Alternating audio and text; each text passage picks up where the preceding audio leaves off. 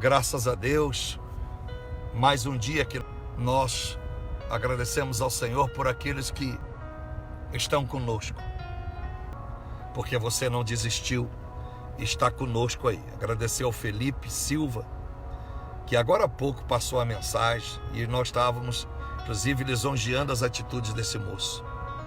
Então ele preocupado se não haveria oração. Mostra o desejo desse menino, do Felipe, de querer ser crente, de querer com a sua amada Joyce, os seus filhos estão desejosos de ter uma vida diferente daquela que até então tiveram. Então, muito obrigado a vocês que estão firmes aí.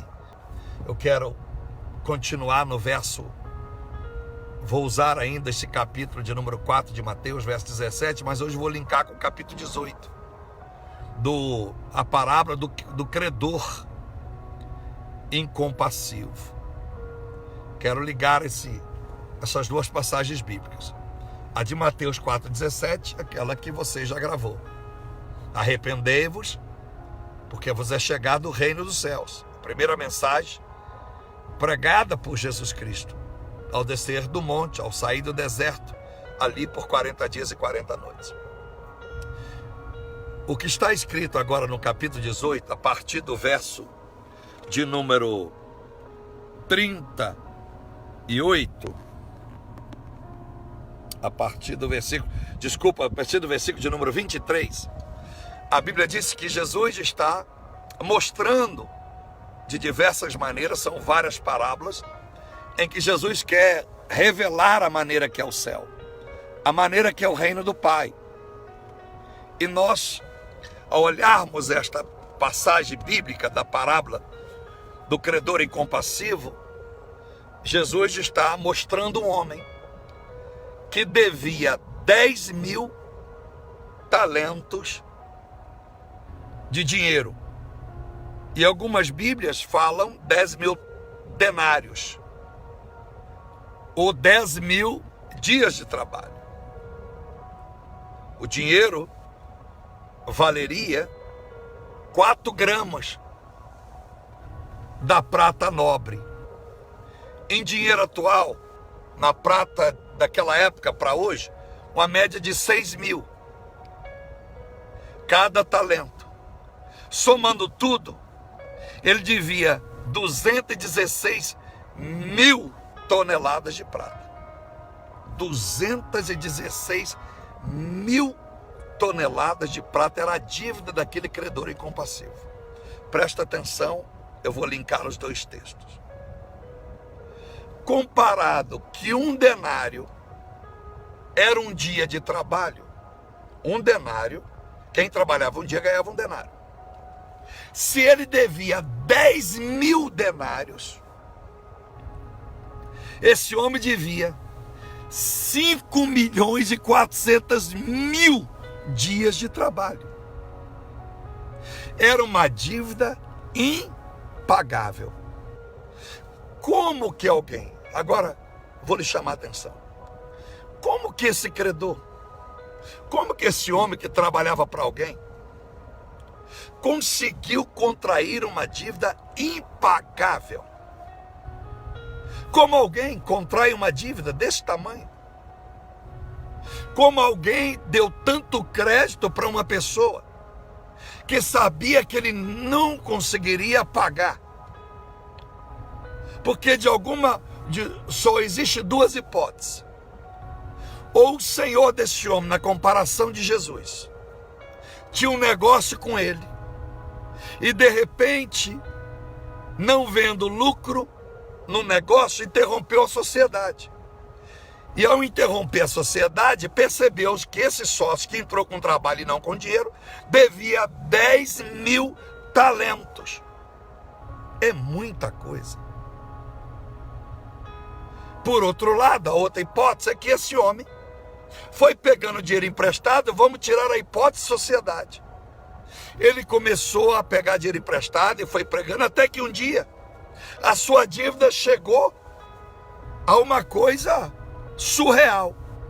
Então o dono do dinheiro resolveu cobrá-lo o que ele devia. E ao fazer a conta, segundo a parábola de Jesus, o que ele devia jamais poderia ser pago. O seu senhor o perdoa da dívida. E a Bíblia diz então que ele vai, depois de perdoado e agradecido, ele vai atrás de quem devia a ele. E ele bate na porta de alguém que devia a ele apenas 100 denários. 100 denários, 100 dias de trabalho. Imagine 100 dias de trabalho versus 5.400.000 dias de trabalho. E a Bíblia diz que ele não foi generoso. A Bíblia diz que ele não perdoou. Mandou prender e açoitar aquele que o devia. Então eu quero ligar esse texto no texto ainda de Mateus 4,17. Arrependei-vos, porque vos é chegado o reino dos céus. A minha dívida e a sua. Eu já disse outrora, e você já deve ter gravado isso.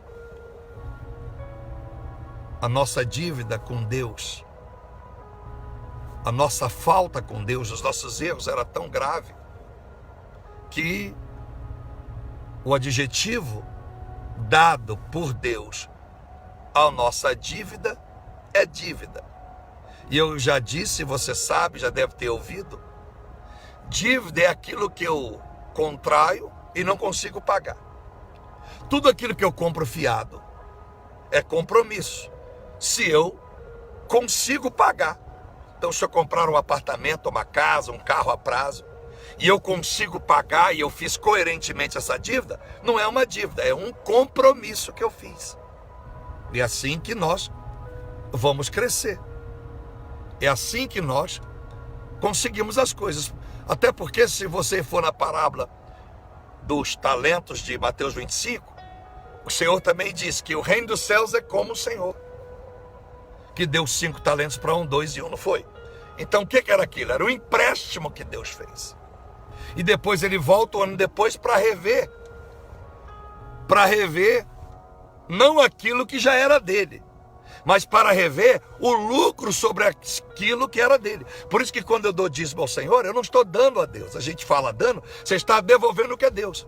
Por isso que quando Deus vem receber dos nossos provimentos, Ele não quer o nosso dízimo não é nosso, é dele. Ele quer o resultado dos nossos dízimos, da condição que Ele nos deu de trabalhar e de conquistar alguma coisa. Nós só conquistamos porque Deus semeou na nossa vida. Não foi assim?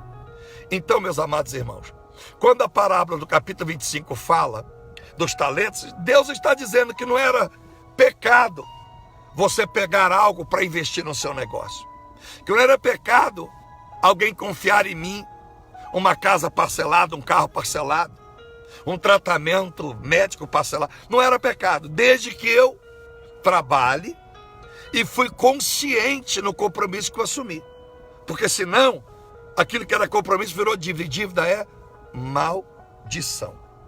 Por isso que eu já citei várias vezes e quero repetir nesta madrugada que Deuteronômio 15, verso 4 e 11, a pobreza era algo abominável a Deus. Ele proíbe que haja pobres no meio, ele proíbe, não é uma sugestão, ele proíbe que haja pobre no seu arraial, no meio do seu povo. Por que, pastor, ele proíbe? Porque ele quer todo mundo abençoado. E ele está pedindo ao povo hebreu que lembrasse quando era escravo no Egito, que quando fosse colher, deixasse algo para o órfão, a viúva e os estrangeiros. Então Deus quer a nossa bênção. Então, meus amados irmãos, quando eu trago isso para o mundo espiritual usando esse texto, Jesus estava aqui, claro, falando de uma dívida espiritual que nós temos. O reino do céu é como alguém que tinha uma baita de uma dívida e foi perdoado. E não perdoou a quem devia só 100 denários.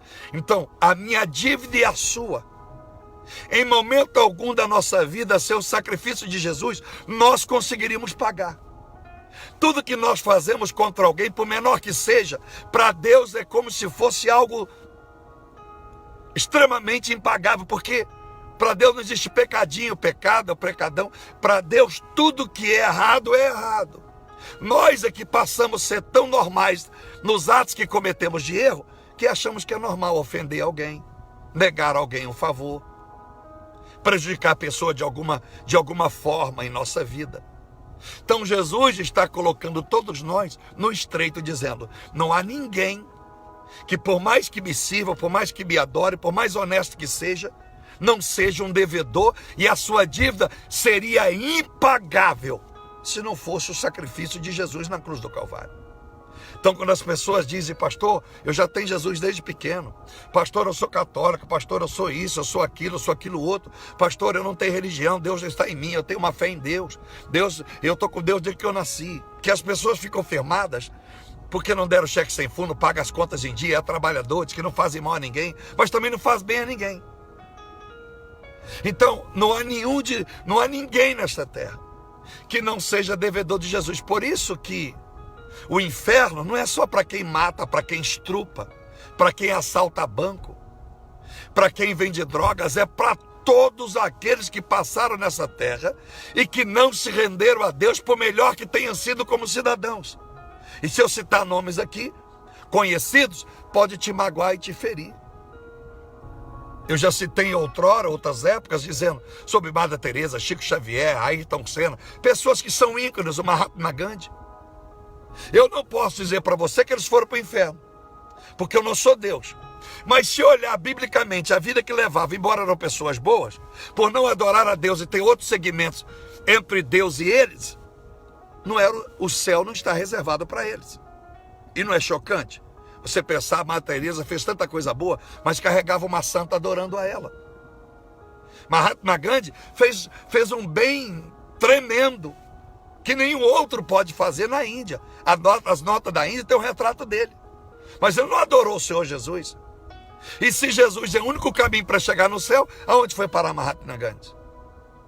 O Ayrton Senna deixou um legado neste país. Em termos humanos, é um marco na história do Brasil, pelo menos na minha geração. Mas e para Deus?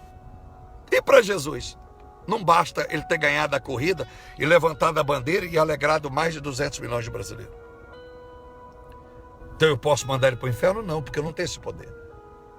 Mas se dizer biblicamente, se você me perguntasse, olha, biblicamente, a não ser que no último instante da vida deles, eles fizeram um encontro com Deus, com Jesus, pediram perdão ao Senhor, renunciando os santos que eles adoraram, renunciando à vida dúbia.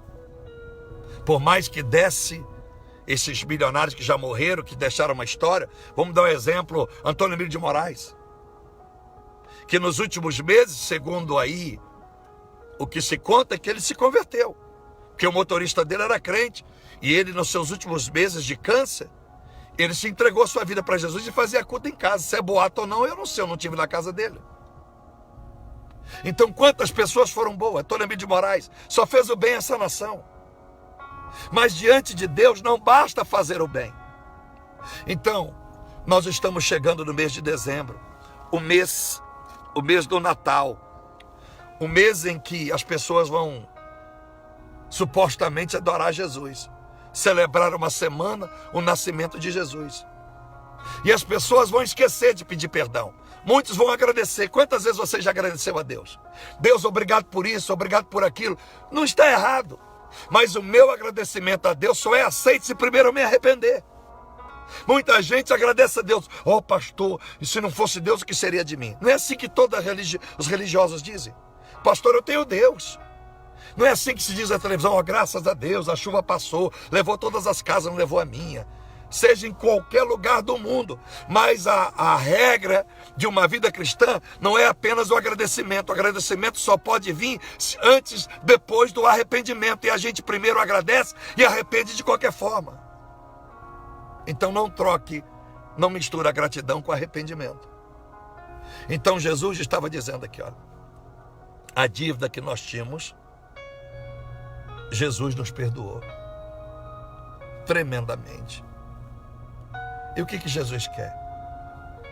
Que a gente tome uma nova postura, não só na questão de perdoar o próximo, não só de não guardar mágoa, rancor de ninguém que possa nos ter feito mal, mas o Senhor quer, o que Jesus queria naquela parábola, não é mostrar a falta de compaixão desse homem que perdoado 10 mil talentos por não ter perdoado o que devia 100. A máxima da parábola era Jesus trazendo a mim e a você a falta de arrependimento do que o levou a 10 mil talentos de dívida. e segundo, a falta de gratidão. Então, se você quer ser abençoado, eu te dou 2 conselhos. Seja sempre grato a tudo que Deus fez na sua vida. Quantos pecados que só você e Deus sabe, que você maquinou no teu coração, que você pensou na tua cabeça, ninguém imagina que você pensou aquilo. Seu marido não imagina, tua esposa não imagina, teus filhos não imaginam, teus pais não imaginam, teu sócio não imagina, seus amigos não imaginam, teu pastor não imagina. Então Deus quer que você seja sempre grato, porque melhor que você acorde nesta sexta, você diante de Deus, como eu, somos sujos. Somos como o filho pródigo. A única coisa que nos faz separar do nosso mau cheiro do pecado é as vestes novas do Senhor, que é a sua misericórdia. Então você quer ser abençoado, você quer ver a sua vida mudada, seja grato ao Senhor, mas não esqueça do arrependimento.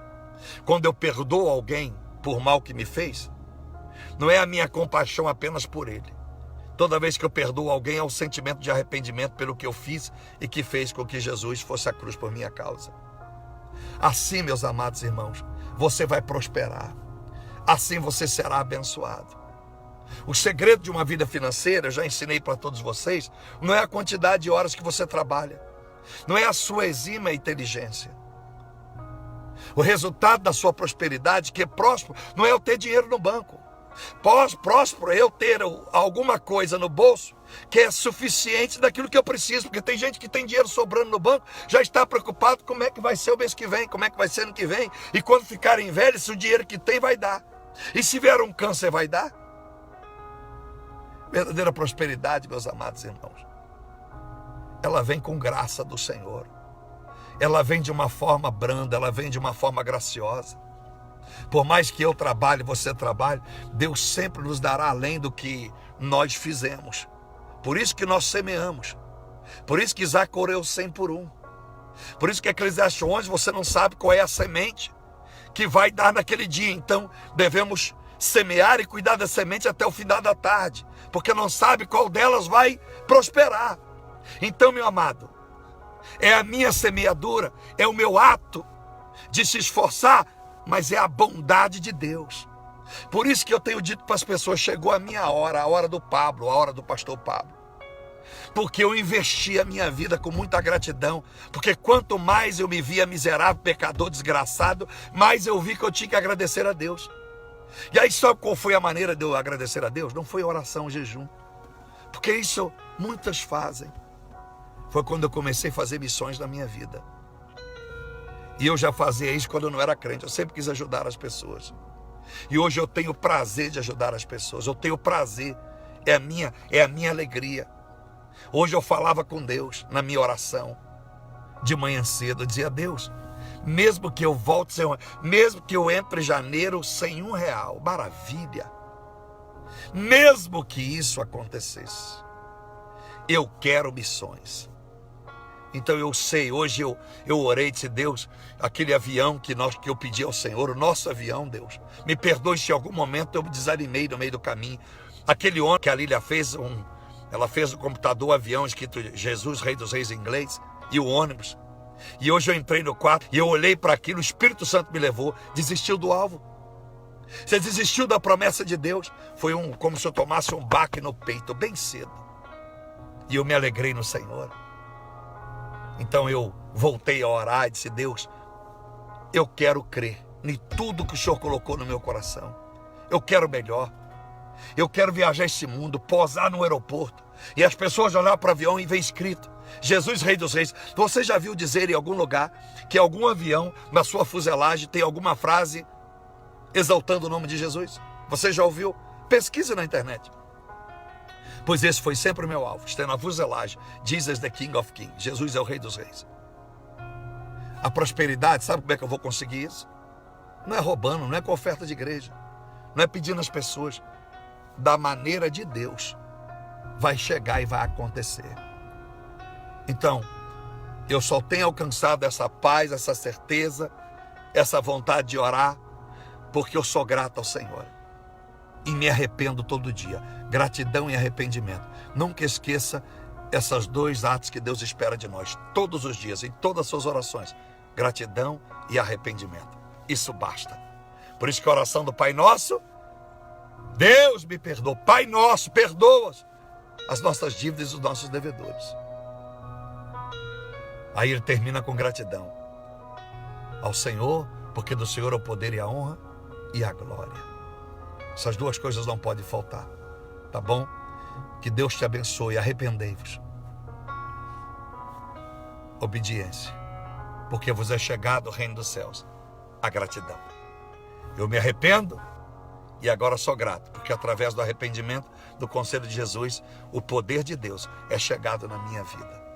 Creia nisso, tá bom? Creia nisso que eu estou te dizendo. Deus tem me abençoado. Deus tem me abençoado. Por mais que apareçam engraçadinhos no meio, demônios revestidos de pastores, disso e daquilo, Deus tem me abençoado. E quando chega a tua hora, meu irmão e minha irmã, não tem capeta que entra na nossa frente. Pode ter divisa, seja de pastor, seja no mundo judiciário, legislativo, ninguém pode parar a vontade de Deus. É por isso que o Bolsonaro ganhou. Não é porque ele é bom, é porque ninguém pode parar a vontade de Deus. Então, se você quer um conselho, é esse que eu lhe dou. É o que eu dou para minha filha, é o que eu dou para o André, o que eu dou para eles como filhos, é o que eu dou para qualquer pessoa.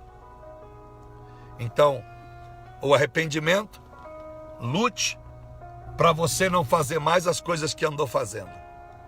E a gratidão, manifeste sendo fiel a Deus. Tá bom? As missões estão aí. Projeto das missões. Continue contribuindo. Se não é nesse ministério, Deus não quer que você contribua, mas contribua com outra igreja. Faça isso e Deus vai te abençoar. A bênção não está em mim, a bênção está no Senhor.